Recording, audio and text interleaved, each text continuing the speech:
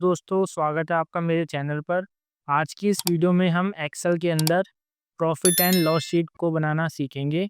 तो सबसे पहले इसके लिए मैं एक नया पेज बनाता हूँ, ठीक है? तो यहाँ से हम एक न्यू शीट बनाते हैं, ठीक है? यहाँ से क्लिक करने के बाद जो प्लस का आइकन है, तो यहाँ पे हमारे पास एक नया पेज खुल जाएगा। तो बिल्कुल स्टार्टिंग से आपको मैं बताऊँगा, बिल्कुल बेसिक से।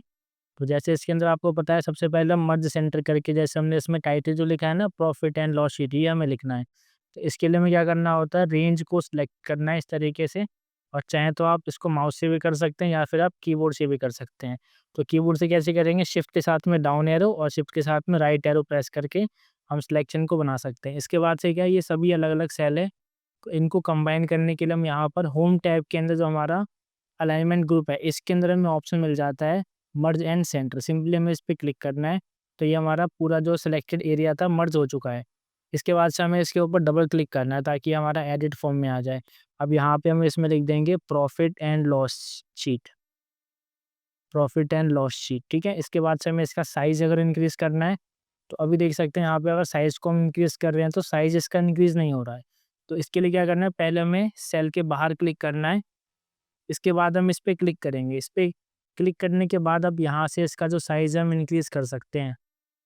साइज़ इंक्रीज़ करने के बाद हमें इसका अगर फ़ॉन्ट अरेंज करना है तो फ़ॉन्ट अरेंज कर लेंगे यहाँ से। तो फिलहाल मैं इसके अंदर बैकग्राउंड में कलर लगा लेता हूँ। यहाँ से क्लिक करके ये आ गया, ठीक है? इसके बाद से हमें क्या करना है, अब इसका जो फ़ॉर्मेट है हमें वो टाइप करना है। तो एक काम करते हैं, टाइम बचाने के लिए हम अभी फटाफट से इसको कॉपी पेस्ट कर लेते हैं। जैसे इसमें सबसे पहला जो हमारा सेल है, ये हमारा प्रोडक्ट नेम, पीआर का मतलब है प्रोडक्ट नेम। उसके बाद से अलग से यहाँ पे लिखा है परचेस, उसके बाद से आ रहा है सेल। ये परचेस का अमाउंट है, ये सेल का अमाउंट होता है। और यहाँ पर हम एक फॉर्मूला लगाएँगे इसके अंदर। तो फिलहाल मैं डेटा को यहाँ से कॉपी करके यहाँ पर पेस्ट कर रहा हूँ। आप चाहें तो सिंपली यहाँ पे टाइप भी कर सकते हैं। तो टाइम बचाने के लिए मैंने इसको फटाफट से कॉपी पेस्ट कर लिया। अब इसके बाद से हमें क्या करना है, सीरियल नंबर लिखना है। तो 1 और 2 लिखने के बाद हमें दोनों को सिलेक्ट करके और कॉर्नर पे जो डॉट है यहाँ से इसको ड्रैग करेंगे। इसको ड्रैग करने के बाद अब यहाँ पे लिखेंगे प्रोडक्ट नेम। अब जैसे मैंने यहाँ पे इसमें लिख दिया, माउस लिख दिया, एलईडी लिख दिया, प्रिंटर लिख दिया, मॉनिटर और एक और लिख देते हैं सीपीयू। इसके बाद से हमें क्या करना है, सबसे पहले बॉर्डर और लगा देते हैं इसमें सिलेक्शन करके। और ये हमारा फ़ॉन्ट वाले ग्रुप में ऑप्शन आता है बॉर्डर का, यहाँ से हम ऑल बॉर्डर कर देंगे। फिर यहाँ पे आता है हमारा परचेज़ अमाउंट, यहाँ पे आएगा परचेज़ अमाउंट, कितने का हमने इसको परचेज़ किया है। ऐसे माउस को हमने मान लीजिए इसको हमने परचेज़ किया 450 रुपीज़ में। इसी तरीके से एलईडी को हमने परचेज़ किया है 4500 में। प्रिंटर का यहाँ लिख देते हैं 15,000। मॉनिटर यहाँ पे कर दिया हमने 3500 रुपये और सीपीयू हमने कर दिया 8,000।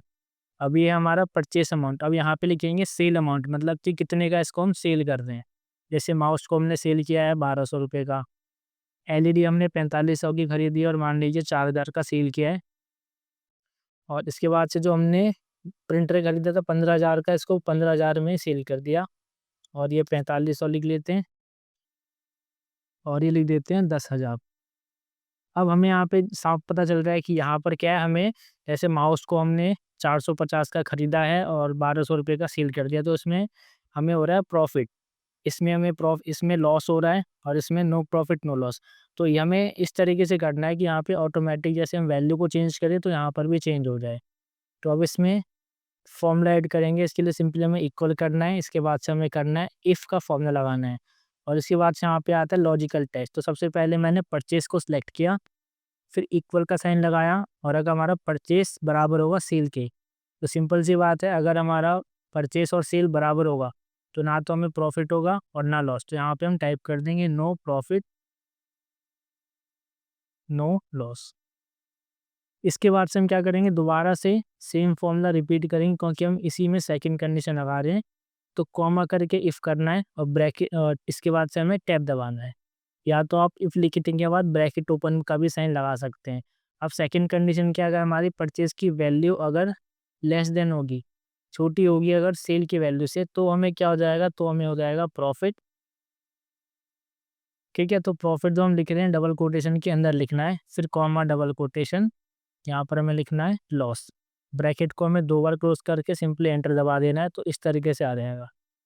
अब यहाँ पे देखिए प्रॉफिट लिखा हुआ आ रहा है, अब इसको हम ड्रैग करके चेक करते हैं, बाकी सब में सही आ रहा है या गलत आ रहा है।